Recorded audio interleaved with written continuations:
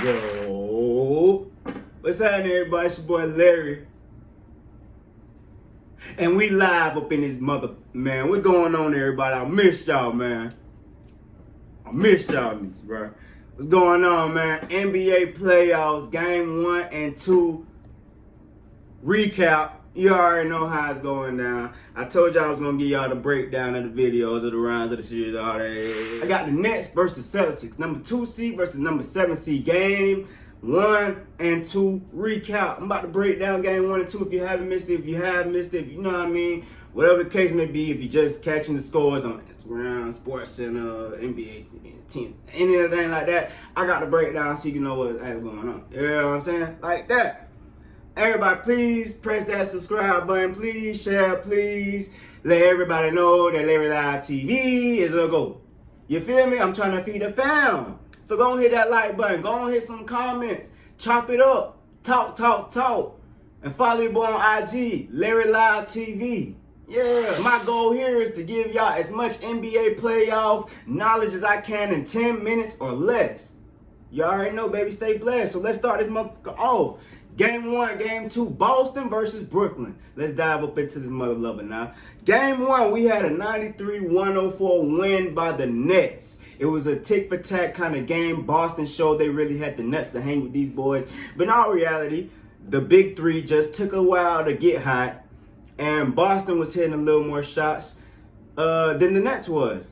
Game 1 really was just the Nets finding their groove. The big three not really starting off too hot. Boston really wasn't doing too much either. They were just executing what little game plan they had without Jaylen Brown and requiring other players to step up, like Marcus Smart, who already been known to step up in serious times. Evan Fournier, maybe a little Tristan Thompson, maybe the rookie Peyton Pritchard. Yep, I don't know. Maybe the rookie, you know what I mean?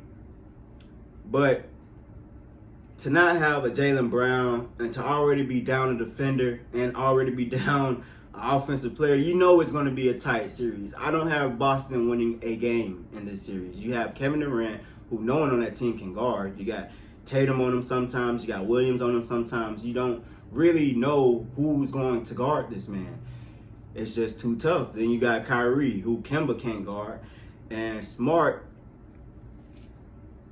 could give a little of a hard time to, because he is an excellent defender, but Kyrie is on that stature where no defender can see him. You just can give him a tough time. And Smart can give him a tough time, but then you got that man, the beard, MF and James Harden, who cooks Evan Fournier every single time.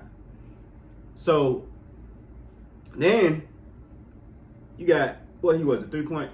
He was 3-point champion, right? Yeah, Joe Harris, 3-point champion. It's too much. And with game 1, I seen, even though the boys, as you stories told, the next big three started off terribly, started off slow. Kyrie Irving, as I was watching the game, he kind of forced a little, but they had a lot of rest, so they had to find their own pull. But what I liked in the game, I seen James Harden after Kyrie did like 2 or 3 plays and he didn't score, maybe scored once, but after fumbling the ball and doing a whole bunch of crazy shit, James Harden dribbling the ball. I told Kyrie, hey, get your ass back there. Yeah, get your ass back there. Let me try this one time. Instant assist to KD, 3 points. Instant assist to Joe Harris. He drives, 2 points. James Harden, first 3 or 4 assists came off of Joe Harris buckets, not threes. Past Joe Harris. Joe Harris, quick pump fake drive to the rack. Yeah, that's what Harden is creating every time he's in the game. Every time he wants the ball. Because he doesn't want the ball every time.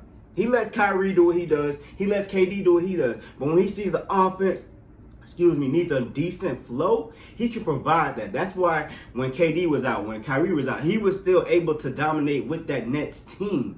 Because that Nets team is decent without KD or Kyrie, but to have a facilitator, ball handler, scorer like Harden, who already made the Rockets great, he can do the same on this Nets team without KD and Kyrie, and it's evident. Now you got the Blakes in there. You got the DeAndres in there. So those are pick and rolls waiting to happen. You got the Joe Harrises. You got the Shamits over there in the threes waiting to bang them out. That's what having Harden can do. And that's why the Nets are so good. And Boston won't be able to see him. It's just too much. And Boston not having Brown is too much in its own. Put too much pressure on Tatum, which trickles down to not much pressure on Smart because he's built for that. He's been built to already be that step-up guy when they had Isaiah Thomas, before they had Kemba and Kyrie was there, and Kyrie was nowhere to be found. And it was just Tatum and Brown. Brown didn't show up. It would have to be Smart. Tatum didn't show up. It would have to be Smart. He's been that guy to step up, especially when Gordon Hayward didn't step up. It had to be Smart to step up. So he's more comfortable in that. But Evan Fournier, who just got acquired, it's some pressure on that man. Because we got you, because we need you. We don't have a Gordon Hayward.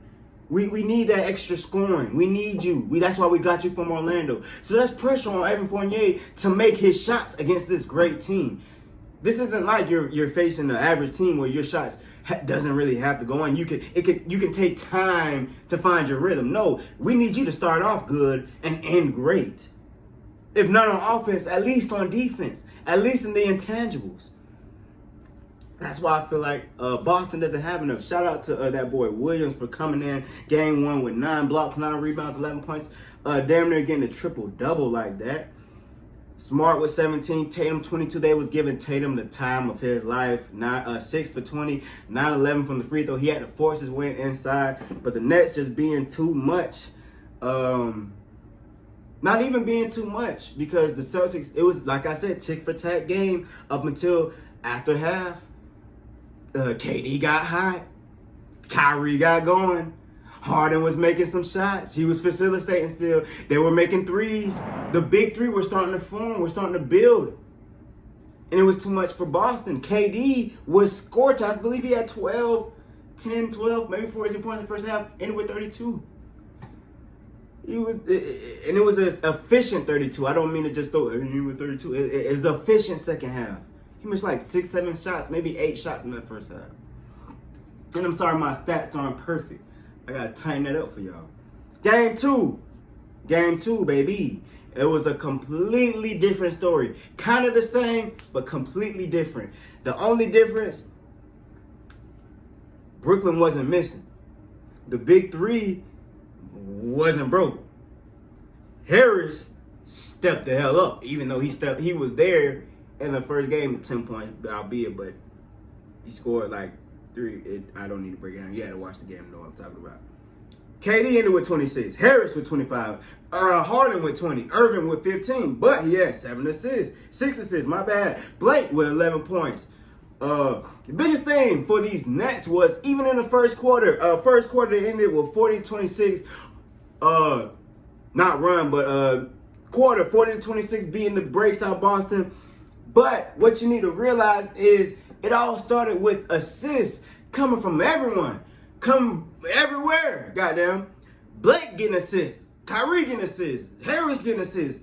Everybody's getting assists. Everybody's passing that rock. The Nets were in pure Spurs form with that ball movement. And it was so scary, baby. And the difference was Boston played the exact same game they played Game 1. They had 26 points in the first quarter, where Game 1 they only scored 21 points. They were at least the same. This game, if not played better than the first game. But what was the difference? The Nets were the Nets. They actually looked like they had a big three and didn't even need the whole big three, because Harris stepped the F up. And that's what's so scary. The Nets have way too much here for this Boston team. And if it's not going to be Kyrie or KD or Harden, they have other pieces. They have other players that are that good. Not great, not amazing, not all-stars, that are decent. They got experience in there as well. Shout out to Jeff Green. Shout out to Claxton. These are players that's coming off the bench making plays. Landry Shamet making plays. But, you know, that dude Brown, He's found his way inside of this system so nice on the defensive side and on the offensive side. He doesn't need to score. He drives on that basket and he finds a wide open three-pointer every time. He had 3 assists yesterday. Blake Griffin had 3 assists yesterday. Irvin 6. Blake had 4 assists. My bad. KD with 5 assists. Harris with 7 threes and 3 assists. Harden led it all with 7 assists. That's a Nets team you don't want to fuck with. And another stat I want to throw out there with y'all, Celtics actually had a decent game. Third quarter, they scored 38 points. Outscored, Nets outscored them 38, but only to 35. Fourth quarter, Celtics outscored them 26-21. But it was that breakout first quarter, that excellent second quarter. They only outscored them by 10, I believe. 26-16. Nets outscored Celtics. Celtics are winning the game, man.